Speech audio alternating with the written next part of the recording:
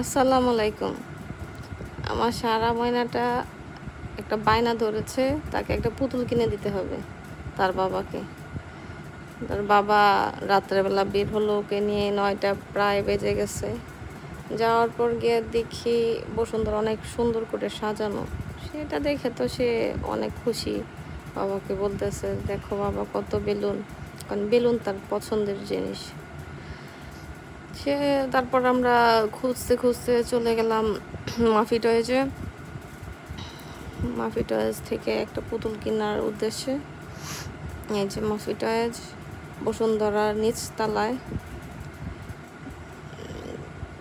ওখানে বাচ্চাদের অসংখ্য খেলনা, বাচ্চার পছন্দ মতো অনেক খেলনা, সব কিছুই আছে এটার ভিতরে।